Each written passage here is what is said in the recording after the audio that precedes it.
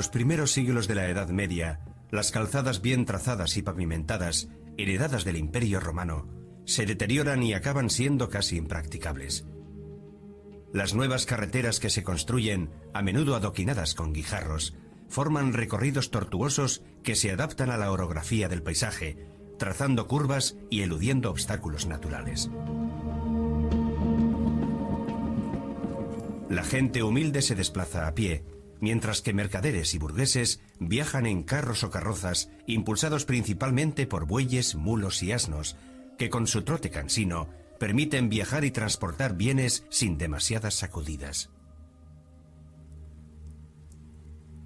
Peregrinos, militares y comerciantes coinciden en los mismos itinerarios, diferentes servicios que se cruzan por el camino.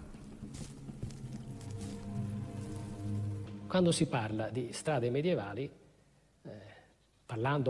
cuando hablamos de las calzadas medievales, no debemos pensar en carreteras como las conocemos nosotros, sino más bien en senderos. Entre estas calzadas están incluso las más famosas, como la Francigena o Romea, que unía Inglaterra y París con Roma, o la calzada Alemania, que comunicaba Venecia con Alemania, o los itinerarios que llevaban a Santiago de Compostela. Eran prácticamente caminos para los arrieros, que a veces se ramificaban, dependiendo de los obstáculos con que se tropezaran en el terreno.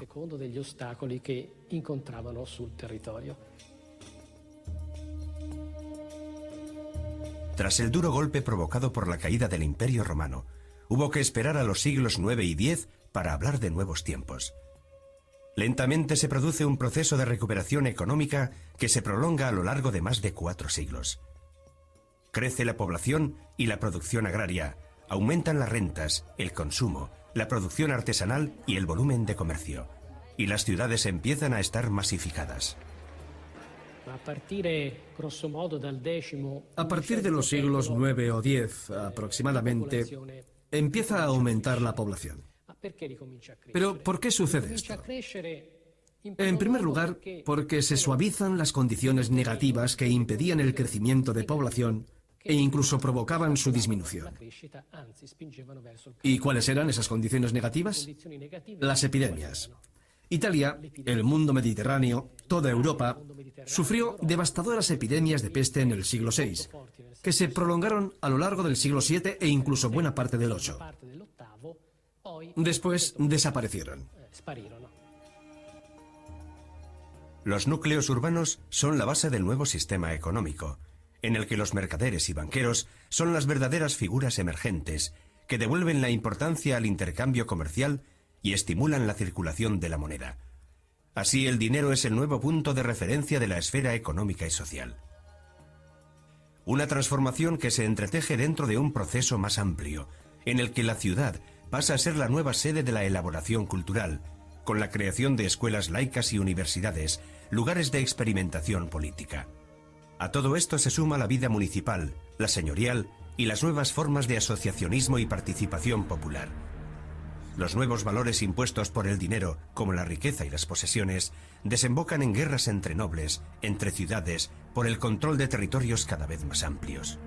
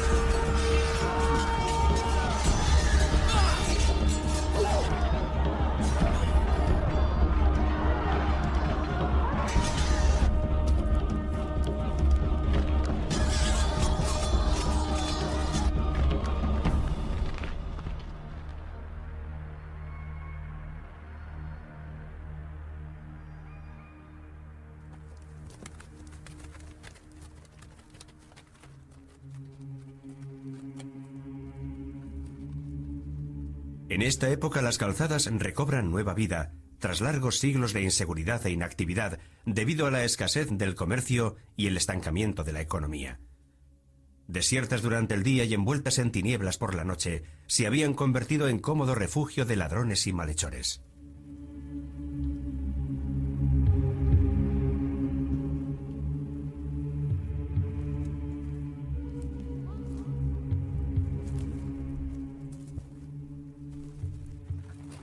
La distancia que se recorre en una jornada de viaje es muy reducida, 30 kilómetros como máximo. De noche no se viaja. El peligro de tropezarse con bandidos y forajidos es demasiado alto. Es preferible refugiarse durante las horas nocturnas en una posada o buscando hospitalidad en una aldea.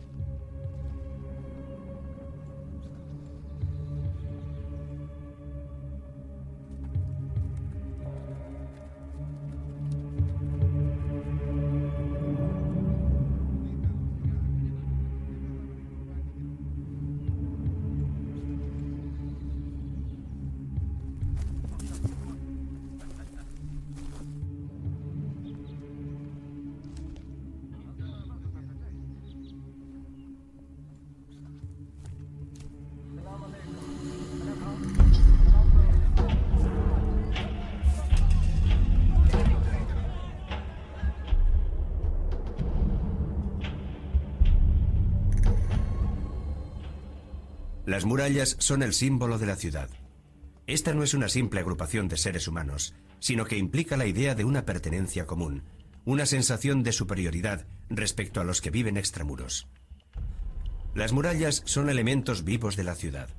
Cuando nacen, son altas y delgadas, separadas de los edificios urbanos, a menudo sujetadas por contrafuertes y jalonadas por torreones. Posteriormente se amplían y engullen nuevos pueblos, crecen en altura y se refuerza su espesor para resistir mejor los ataques enemigos. ¿Cómo se muestran estas ciudades? Ante todo, están rodeadas de murallas. No hay ciudad que no posea su propia muralla. Y la expansión de la población lleva a la construcción de sucesivos recintos amurallados, que en zonas llanas son concéntricos. En plazas costeras como Génova se integran en la ciudad, o en lugares como Siena surgen de las laderas de las colinas. En ciudades de llanura suelen ser recintos circulares que todavía se conservan en el paisaje urbano actual.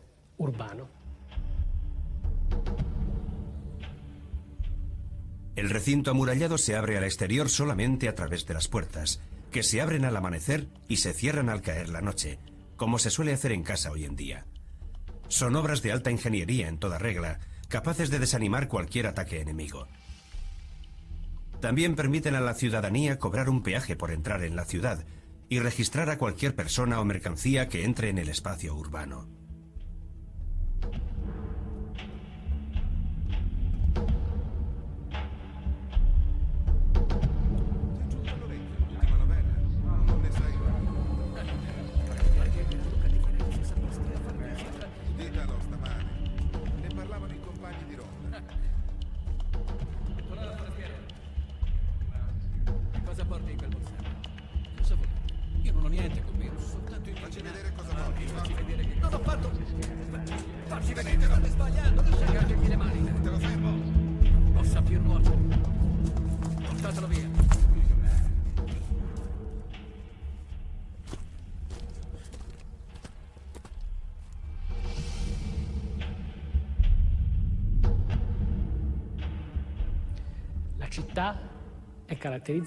Aparte de este sistema de defensa, la ciudad se caracteriza por la presencia de la catedral.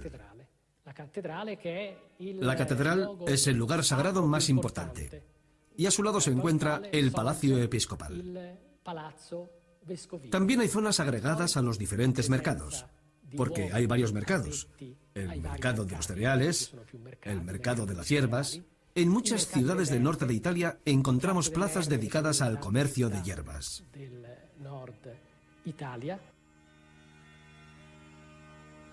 El trazado urbanístico de las ciudades no se ciñe a esquemas preconcebidos. Se renueva adaptándose a los cambios de los habitantes, creando nuevos espacios para el trabajo, las relaciones sociales, la vida privada, institucional, cultural y espiritual. La exigencia de nuevos espacios lleva a la necesidad de aprovechar mejor los ya existentes, obliga a ampliar las murallas de la ciudad o a reestructurar zonas concretas. Las únicas reglas de la planificación urbanística medieval son la espontaneidad, la necesidad y la irregularidad.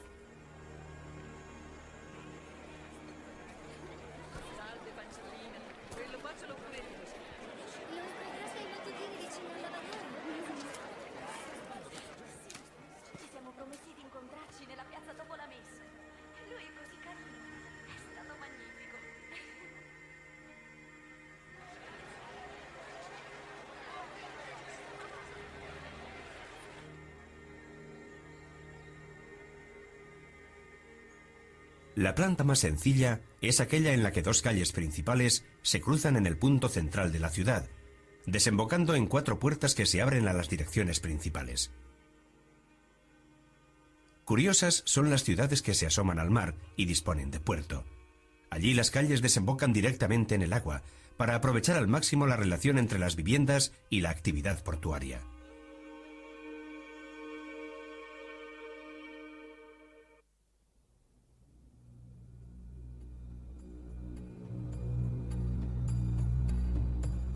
La nueva figura del mercader, impulsor y resultado de las transformaciones en el ámbito económico y social de la Edad Media, también está ligada al progresivo centralismo que asumen las ciudades a partir del año 1000. No es que en la Edad Media, es decir, antes del siglo X, hubiera desaparecido la figura del mercader. Disponemos de fuentes muy exactas que nos revelan la presencia de mercaderes, por ejemplo, en Milán, en el siglo IX. Pero después del siglo X, lo cierto es que su papel pasa a ser fundamental. Y es fundamental porque debido al crecimiento de la población rural y urbana, el aumento de la producción agraria y la demanda de nuevos productos de consumo, se fomenta un potente mecanismo de intercambio del que los mercaderes son protagonistas. El mercader es un personaje de escaso reconocimiento y con un bajo prestigio social, aunque desempeña una actividad indispensable para todos, donde los peligros están a la orden del día. Debido a los continuos viajes por tierra y por mar, en contacto con pueblos extranjeros, está permanentemente expuesto a los saqueos. Asimismo, la constante reinversión de los recursos requiere una gran sagacidad, aunque siempre existe el riesgo de realizar transacciones ruinosas.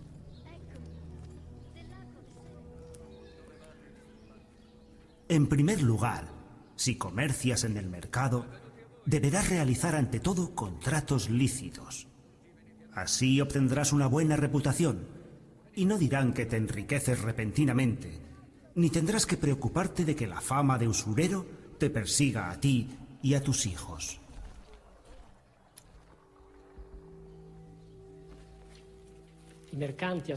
Muy pronto los mercaderes asumen un importante papel económico dentro de la ciudad. Con el tiempo, irán adquiriendo también un protagonismo político de primer orden.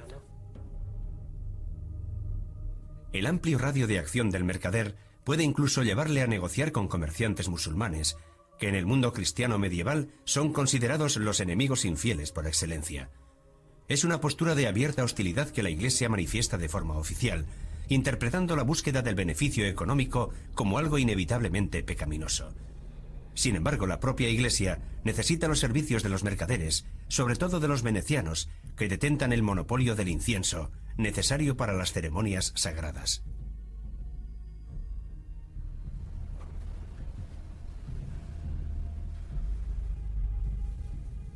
En el mundo de los mercaderes, a todos los niveles, la propia ambición impulsa a los hombres a salir de la misma situación que por otro lado les ha facilitado su ascenso. Los más ricos se cuelan a hurtadillas entre la alta aristocracia, y los demás, dependiendo de sus posibilidades, compran poco a poco una nobleza de categoría inferior. En la mayor parte de los casos, la propiedad inmobiliaria o la adquisición de un despacho, con frecuencia ambas cosas, permiten el ascenso de una posición a otra. El peso de mercanti es fortísimo, obviamente. Evidentemente, el peso de los mercaderes es tremendo en las ciudades del centro norte. Algo menor en las ciudades de la Italia meridional, donde el desarrollo mercantil queda frenado por la monarquía centralista de Nápoles. Pero el papel de los mercaderes es muy importante también en algunas ciudades del centro y norte de Europa, especialmente en las grandes urbes flamencas como Brujas, Gante, Ypres.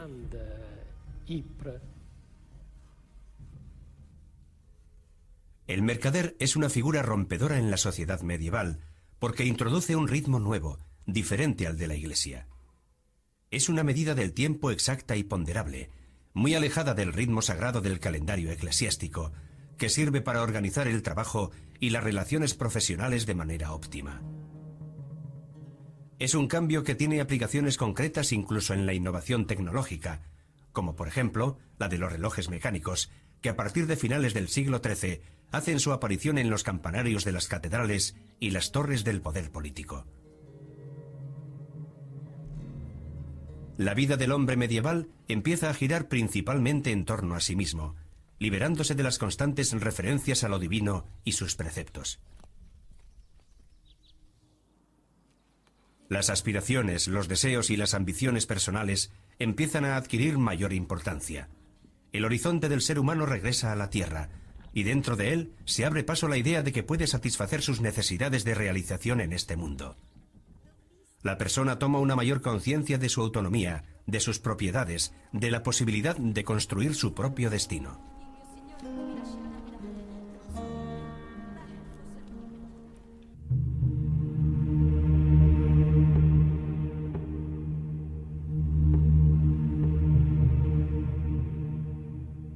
En la sociedad medieval, donde las relaciones personales y las recomendaciones son la principal credencial para tener alguna posibilidad, hay que tener cuidado con no invadir ciertos intereses y saber adaptarse al contexto en el que uno vive. Especialmente a partir del siglo XIV, estas delicadas relaciones cristalizan en formas de expresión concretas. Son las denominadas cofradías.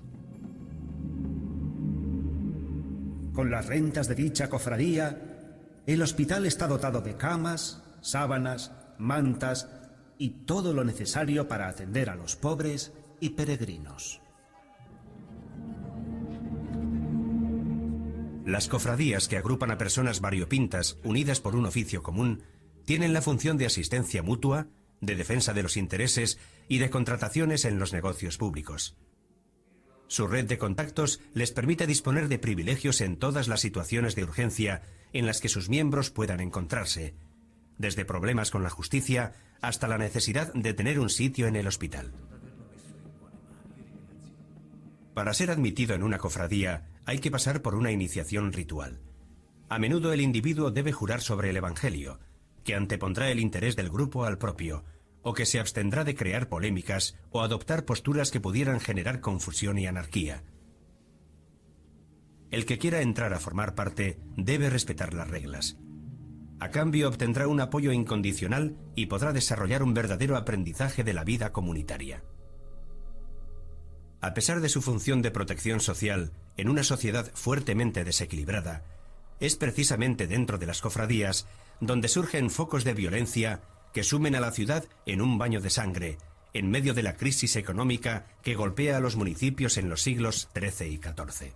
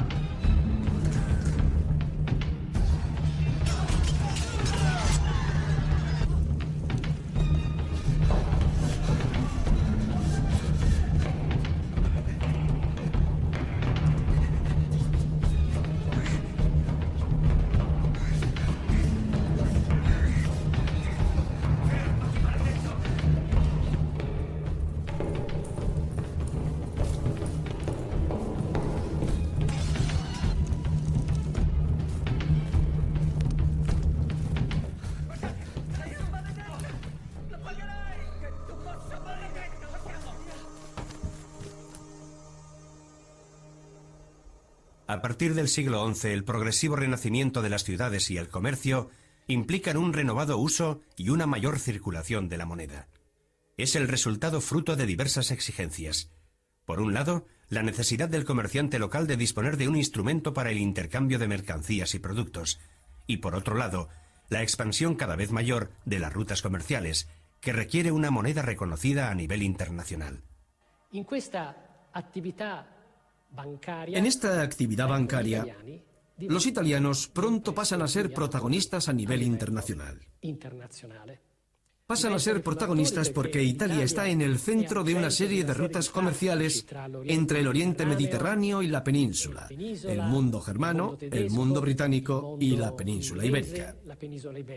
Porque en Italia existe una ciudad como Roma que aglutina los recursos de toda la cristiandad. La acuñación se convierte en una práctica importante para las autoridades públicas con la elección del tipo de metal a utilizar: oro, plata y metales bajos, y con la posibilidad de establecer auténticas políticas monetarias, con repercusiones no solo en la esfera económica, sino en la política propiamente dicha.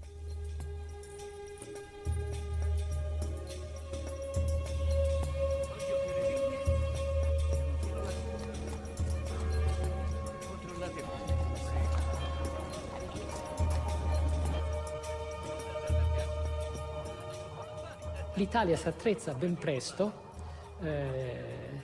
a coniare. Italia enseguida se equipa para acuñar sistemas monetarios totalmente innovadores. Como referencia se toma la moneda de oro acuñada en 1253, primero en Génova e inmediatamente después en Florencia.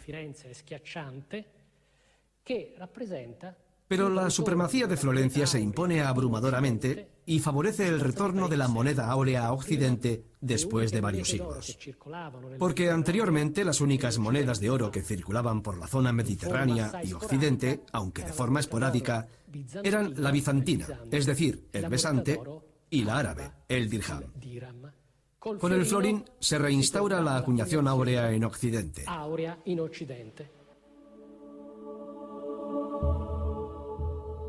Entre los siglos XIII y XIV, la franja de población ciudadana que se enriquece gracias al comercio se consolida como clase pudiente. Es un poder nuevo, público, querido por el pueblo y partidario de los intereses del pueblo. Se basa en las estructuras corporativas y en la reciente mentalidad empresarial fomentada por el aumento de los intercambios comerciales.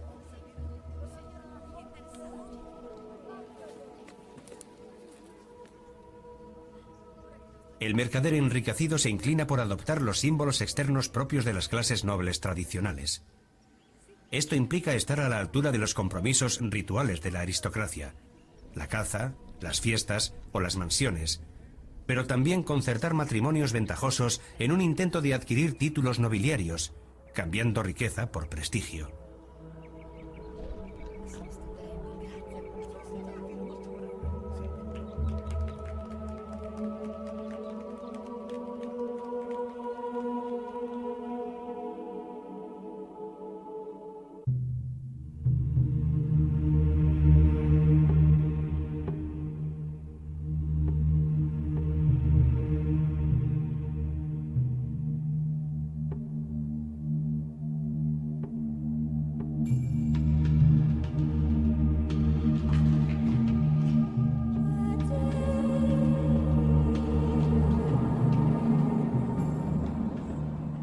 La ciudad renacida y vitalista del siglo XII es animada y caótica, auténtico meollo de una sociedad cada vez más compleja y en rápido desarrollo. En sus calles se puede contemplar toda la fauna humana de la sociedad medieval, con las múltiples diferencias tipológicas que lo conforman, en un espacio tan reducido que se ve abocado a una masificación forzosa.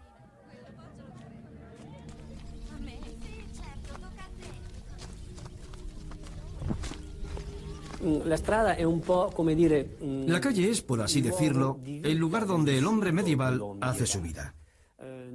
El ser humano de nuestros días, acostumbrado a las comodidades de nuestro estilo de vida, ha perdido la noción de vivir al aire libre, tan típico de la Edad Media. La calle lo era todo.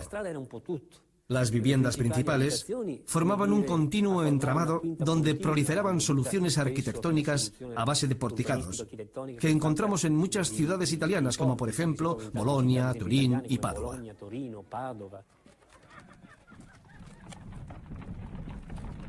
El aumento de la población conduce a una reestructuración del sistema vial sin una verdadera planificación, donde todo se organiza de forma improvisada. Los nuevos edificios invaden parcelas de calle. Se aprovecha todo el espacio posible, incluso el que está por encima de las cabezas de la gente, con balaustradas, balcones y pórticos que sobresalen de las construcciones y que a menudo obstaculizan el paso de los medios de transporte. Las calles no son solo el lugar al que se asoman las viviendas, sino también las propias actividades productivas. Normalmente las casas tienen una lonja en la planta baja en la que se trabaja de cara al público, con la vivienda del artesano en el piso superior. Las calles de la ciudad medieval difieren mucho entre sí, dependiendo de que sea un núcleo grande o pequeño, en terreno llano o en pendiente, de origen antiguo o de nueva construcción. Aparte de las calles principales, se crea un tupido entramado de callejones secundarios, a menudo oscuros y sin salida, más parecidos a madrigueras, con edificios salientes que los hacen más sombríos y los protegen de las inclemencias del tiempo. Cuando yo comencé, propuse escribir la verdad acerca de las cosas que vi y oí. Y para que los foráneos puedan comprender mejor las cosas que acontecen, describiré la forma de la ciudad noble, erigida bajo el signo de Marte, con un amplio, rico e imperial río de aguas dulces que divide la ciudad casi por la mitad. De ambiente templado, a resguardo de vientos malignos, escasa de terreno, repleta de buenos frutos, con ciudadanos armados, altaneros y pendencieros, y rica en ganancias prohibidas, bien dotada y temida, más que amada por las tierras vecinas debido a su grandiosidad. La ciudad está muy poblada y es prolífica por su buen ambiente. Los ciudadanos son de buenas costumbres y las mujeres bellas y engalanadas. Las casas son muy hermosas, llenas de elementos artísticos. Por dicha razón son muchos los que acuden a verla desde países lejanos, no tanto por necesidad, sino por la bondad de los oficios y artes, y por la belleza y ornamento de la ciudad.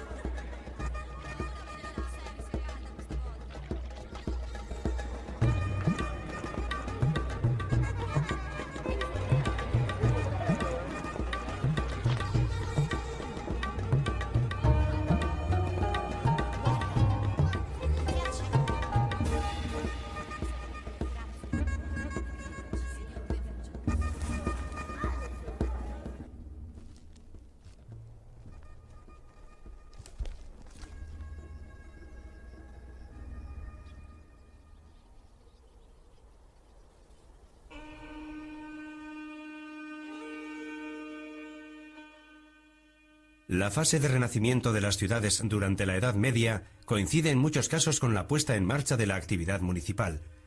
Los ayuntamientos son fruto de una exigencia de autonomía, representan el intento de autogobierno de las ciudades y su desvinculación tanto de la tutela de los obispos como del poder lejano de reyes y señores feudales. Las ciudades cambiantes establecen formas de representación concretas dentro de la burguesía urbana, capaces de definir su propia política, de desarrollar su poder de decisión para expresar las necesidades de sus habitantes hasta sus últimas consecuencias. Algunas llegan a autoproclamarse municipios libres.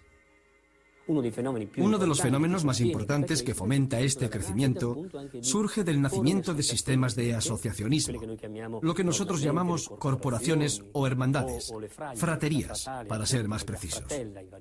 Porque de hecho, los miembros se llamaban hermanos, o si utilizamos la expresión típica del mundo germano e inglés, guild o gremio. A menudo su importancia va más allá de la perspectiva disciplinaria del aparato productivo, de la competitividad o de la garantía de la calidad del producto. Por ejemplo, el pan debía estar elaborado según ciertos criterios, sin impurezas. pero también ejercían una fuerte influencia en la gestión municipal. Tanto es así que frecuentemente son los priores de las artes, como los llaman en Florencia, los que toman las riendas del gobierno. Es un fenómeno más bien italiano, pero también se produce a nivel europeo, sobre todo bien entrado el siglo XIII. Las clases pudientes de la ciudad no se limitan a reafirmar su autonomía y dominio público intramuros, sino que proceden a una progresiva expansión en todo el territorio circundante, creando una serie de estados territoriales que se identifican con su ciudad capital, gobernados por las autoridades ciudadanas.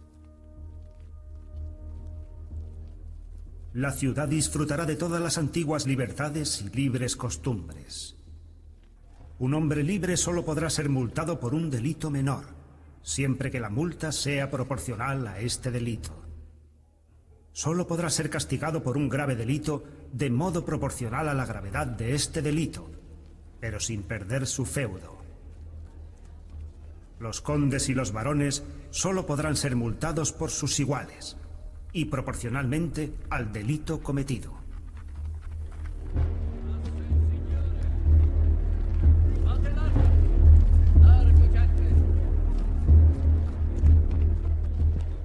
Todos los mercaderes podrán, si no han recibido previa denegación pública, salir y entrar libremente y con total seguridad de todas las tierras, pernoctar y viajar por ellas.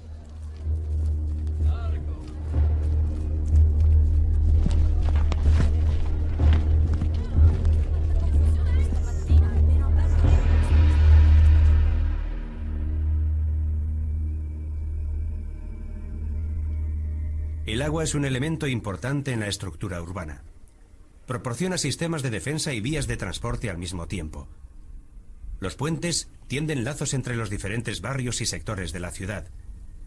Inicialmente están formados por barcazas ancladas al lecho del río, pero pronto se convierten en sólidas estructuras de piedra y madera. La calle medieval es ruidosa. En las esquinas se forman frecuentemente grupos de hombres que charlan animadamente.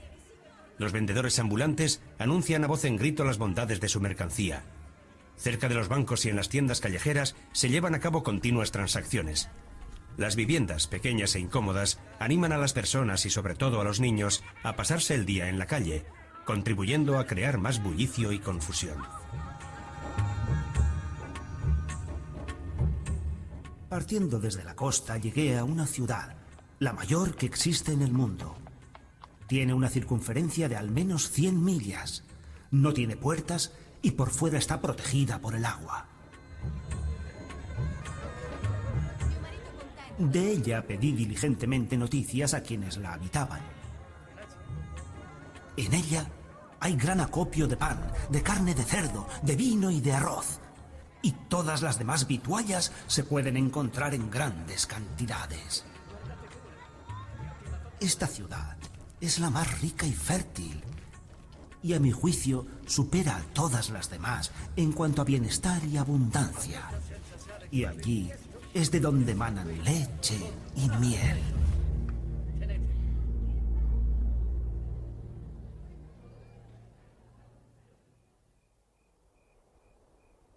Al caer la noche, las calles dedicadas al trabajo ceden su protagonismo a los callejones dedicados al ocio, una merecida recompensa tras una larga jornada de fatigas. Hay muchas tabernas. Son amplios espacios dotados de lumbre y muchas mesas, donde se puede comer, beber vino y jugar a los dados. Son lugares caóticos frecuentados por las capas sociales más bajas, donde con frecuencia se alternan animadas charlas con violentas disputas.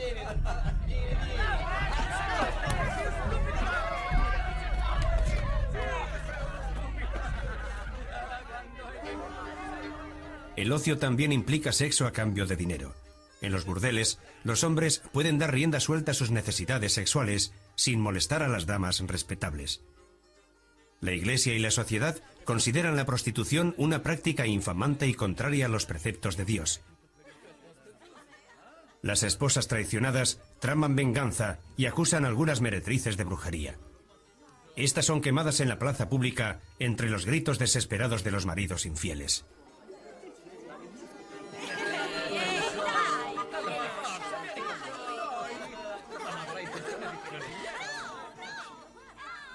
Habrá que esperar al siglo XIV para que la prostitución sea aceptada y gestionada directamente por las autoridades municipales, ya que será considerada un servicio de utilidad pública. La marginación social golpea a una buena parte de la población. La mala reputación o el estigma de la infamia se ceban principalmente en algunas profesiones medievales. Los actores, músicos, juglares y trovadores están considerados personajes conchavados con el diablo, de vida disipada y dudosos principios morales. El aislamiento social también afecta a todos los oficios relacionados con la sangre, los cadáveres, la carroña y la inmundicia, del verdugo al sicario, del enterrador al carnicero. El desprecio hacia los lisiados, cuyas deformidades son relacionadas con el diablo, lo encontramos en la estricta separación entre el espacio ciudadano y los lugares destinados a la acogida de los enfermos, las leproserías, los lazaretos y los hospitales. Todo indica que en la Edad Media la relación entre la sociedad y los marginados se articula de manera diferente, a medio camino entre el odio y la piedad, el recelo y la ayuda.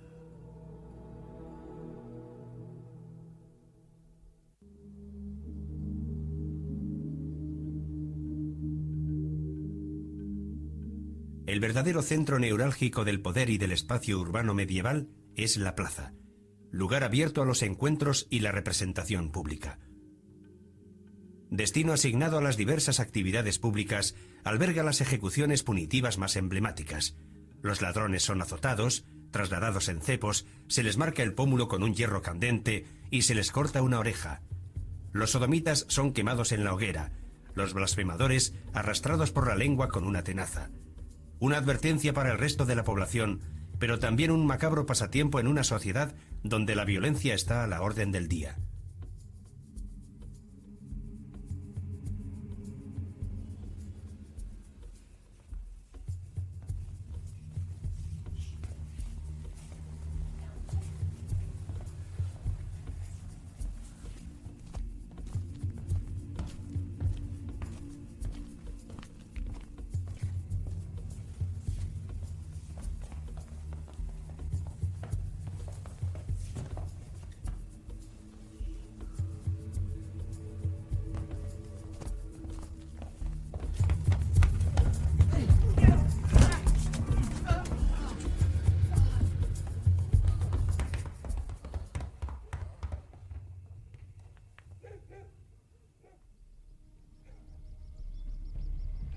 A lo largo de las calles, entre callejones, por angostos pasadizos, circulan las noticias que los heraldos municipales leen en voz alta tras hacer sonar el cuerno.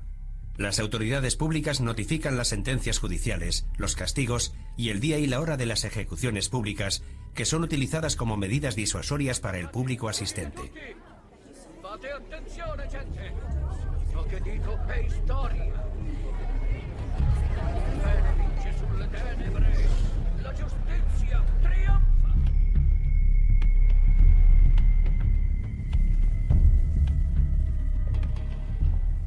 La scorsa notte un rustico villano, uomo bestiale, si è introdotto in loco a lui precluso.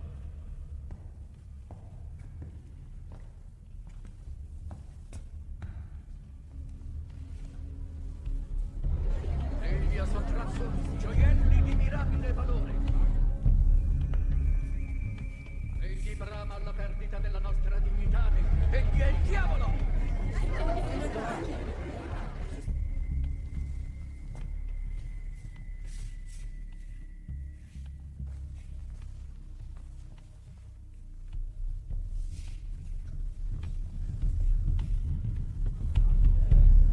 Il diavolo che fa regnare ogni malizia, che fa rubatore di professione.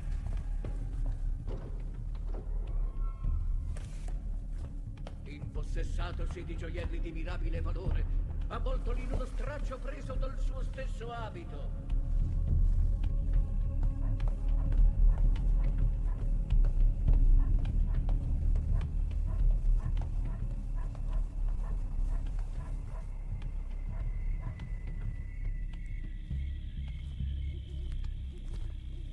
Coperto di lerciume, dal volto rozzo, Egli si nascose in una selva e ivi fu catturato.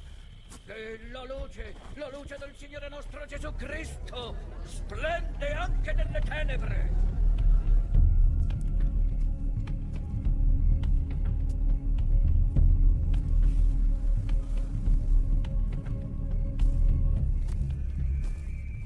La cattura avvenuta codesta notte mette in lutto tutta la comunità. El pueblo participa en las calles y prorrumpe en insultos y agresiones contra el condenado, que es arrastrado delante de sus familiares y amigos cargado de cadenas. La punizione divina. Una violencia muy extendida que se respira en toda la ciudad. Per tali misfatti, per la santità e giustizia.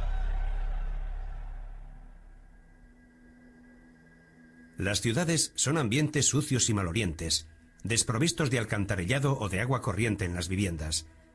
Los servicios higiénicos públicos se hallan ocultos en algún callejón, entre los angostos muros de dos edificios. No son más que un agujero cubierto por una tapa de madera. Las calles están atestadas de pobres, vestidos con mugrientos harapos que se dedican a la mendicidad. Muchos exageran su condición mediante trucos, para conmover aún más a los transeúntes y recibir más limosna.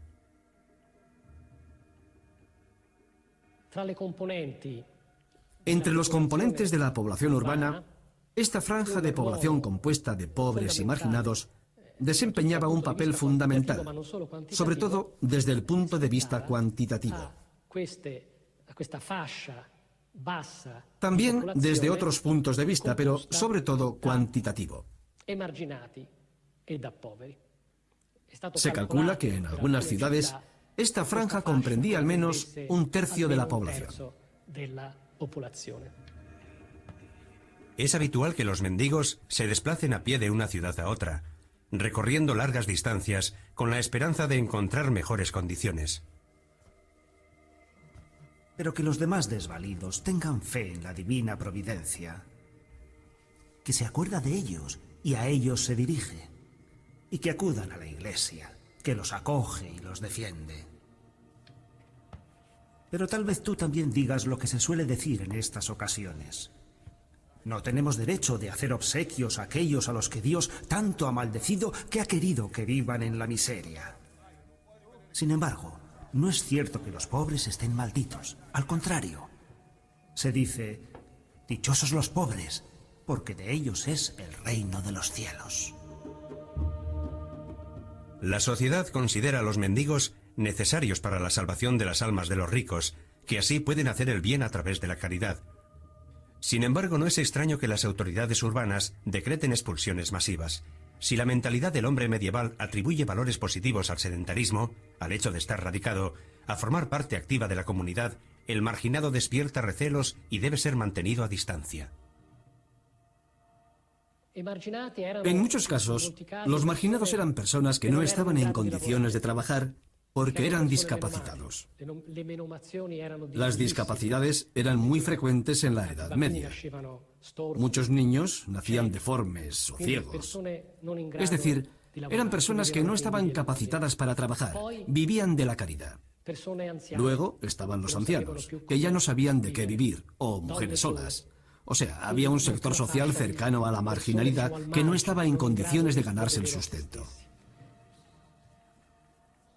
La misericordia está acostumbrada a no juzgar a la gente por sus méritos y a asistir a las necesidades del prójimo, a ayudar al pobre, no a sopesar la mera justicia.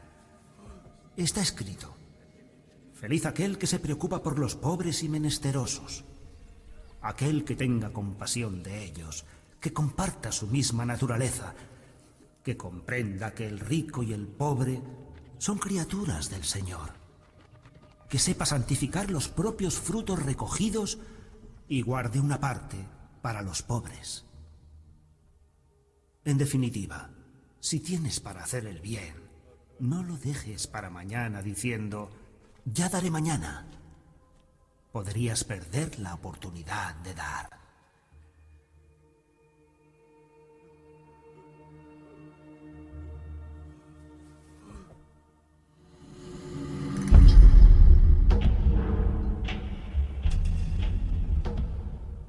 Las viviendas se arraciman unas sobre otras. Con frecuencia alcanzan los 5 o 6 pisos, subdivididos en varios apartamentos donde vive más de una familia.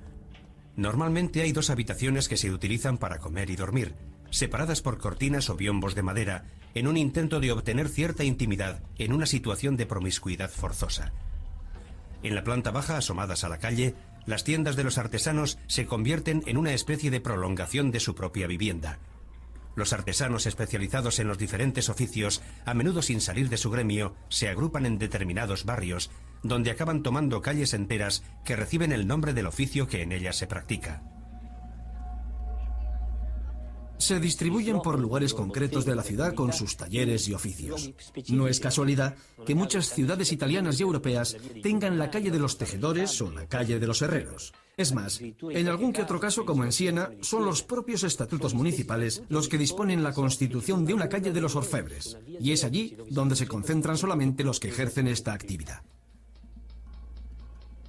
En el ámbito del sistema de gradaciones del trabajo, hay que realizar un aprendizaje de varios años antes de que la mano llegue a ser lo bastante hábil. Con el objeto de que la cerámica coloreada, dibujada y pintada esté siempre a la altura de la fama conquistada. El oficio es ejercido por el maestro, asistido por uno o más aprendices, enviados por las familias para aprender una actividad que al menos pueda garantizarles la subsistencia. El período de aprendizaje es muy largo, y al principio se desempeñan labores humildes, domésticas, a veces incluso como criado de la esposa del artesano. La producción artesanal es limitada, pero de gran calidad, similar a las obras de arte. Los comités correspondientes controlan la calidad de la elaboración y no toleran falsificaciones.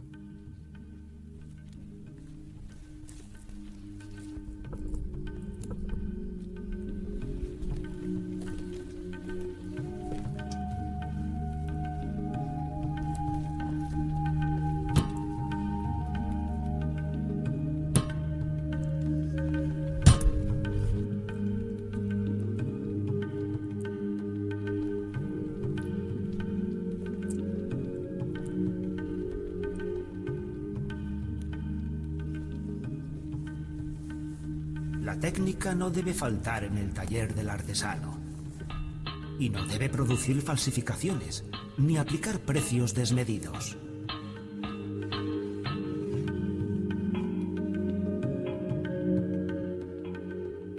Las vasijas deben ser siempre de calidad superior y a precio de mercado, so pena de ser suspendido de empleo. Así es el maestro, y debe estas virtudes enseñar al aprendiz y ser paciente con él, porque el arte es un oficio duro que no puede ser adquirido por bribones ni oportunistas.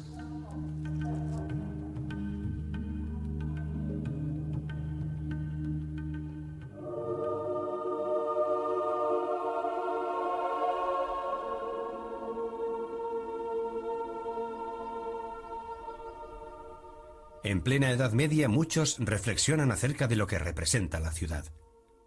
Algunos la describen como un lugar caótico, depravado, lleno de gente, violento, donde las culturas se confunden entre sí. Otros alaban su belleza, su dinamismo, su riqueza, y la consideran una especie de vanguardia de la vida civil. La ciudad parece oscilar entre la imagen de Babilonia y Jerusalén, imágenes dispares que reflejan la complejidad y las contradicciones del entorno urbano medieval. Una forma y un espacio que la Edad Media recupera y rescata tras siglos de declive, y que representa uno de los elementos más característicos de la entonces incipiente Europa, además de ser una de las grandes contribuciones que la civilización medieval ha aportado a la sociedad moderna.